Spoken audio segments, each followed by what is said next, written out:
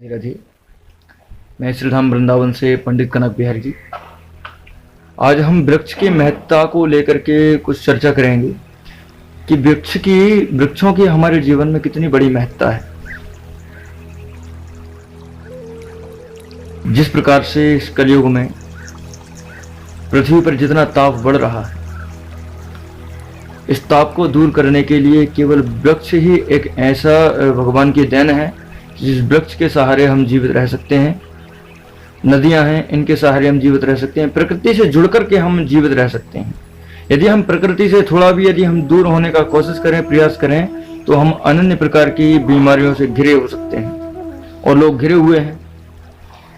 कितनी भी बड़ी बड़ी बिल्डिंग इकट्ठी कर लें, बिल्डिंग खींच लें, लेकिन वृक्ष के बिना सब सूना है।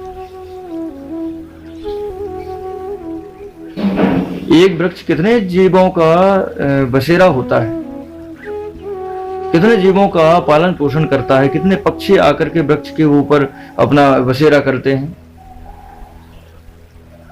और हम लोग यदि अत्यधिक ताप हो रहा है तो वृक्ष के नीचे ही हमें विशेष शांति महसूस होती है। एसी की ठंडक खाने के बाद भी यदि हम बाहर आकर के यदि प्राकृतिक हवा यदि लेने का काम करें तो एसी वैसी सब फैल हैं, उसके आगे सब व्यर्थ है। क्योंकि जो भगवान का जब एसी चलता है तब सारे एसी धरे के धरे रह जाते हैं।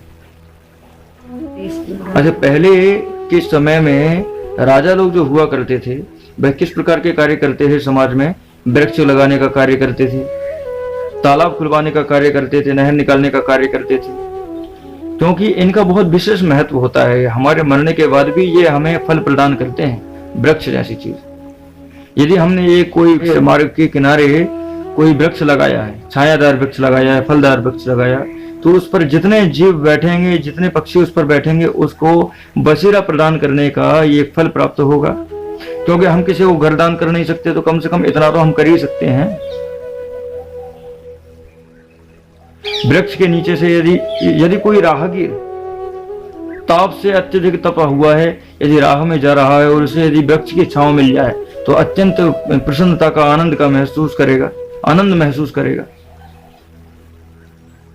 रास्ते में हम जा रहे हैं, मान लीजिए, एक विचार कीजिए, कल्पना कीजिए कि मार्ग में जा रहे हैं, कोई मान लीजिए अपनी गाड़ी से जा रहा है और रास्ते में अचानक गाड़ी खराब हो जाए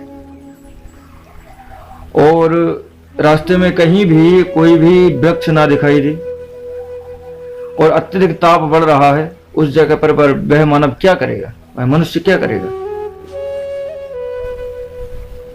ऐसी अत्यधिक गर्मी में, ताप में जल करके मर जाएगा, क्या करेगा? ना कोई जल और ना कोई वृक्ष। रास्ते में, मार्ग में जितना हो सके एक एक परिवार, जिस प्रकार से माँ बाप अपने एक एक बच्चों को पालते हैं, अपने बच्चों को पहले के माँ बाप 10-10 बच्चों को पालते थे। आज हम अपने बच्चों के साथ एक एक वृक्ष की जिम्मेदारी लें कि एक एक वृक्ष लगाने का काम करें अपने जीवन में। एक एक वृक्ष की सेवा ले लें अपने जीवन में, उस वृक्ष को पालन पोषण करें और उसको देखभाल करें, अपने हाथों से सिंचन करें, उसकी देखभाल करें, अपने हाथों से उसको संजोएं। इस प्रकार से अपने संतान की, अपने बच्चों की सेवा करते हैं, उसी प्रकार से वृक्ष की सेवा करें। क्योंकि भरोसा नहीं है कि आपका बच्चा, आपका बालक इस संसार की सेवा करे ना करे, लेकिन आपका लगाया हुआ वह वृक्ष जरूर हजारों जीवों की सेवा करने वाला होता है। इसलिए वृक्ष का जीवन में विशेष महत्व है। अपने जीवन में वृक्ष जरूर लगाएं। अपने जन्म उत्सव के दिन भी अपने जीवन में अपने नियम बना लें कि हर साल, हर प्रतिवर्ष जितने भी जन्मोत्सव आए, अपने जन्मोत्सव पर वृक्ष लगाएं। अपने विवाह उत्सव मने तो विवाह उत्सव पर भी वृक्ष लगाने का कार्य करें। अपने जीवन में एक जिम्मेदारी ले लें वृक्ष लगाने की। जय जय श्री राधे राधे।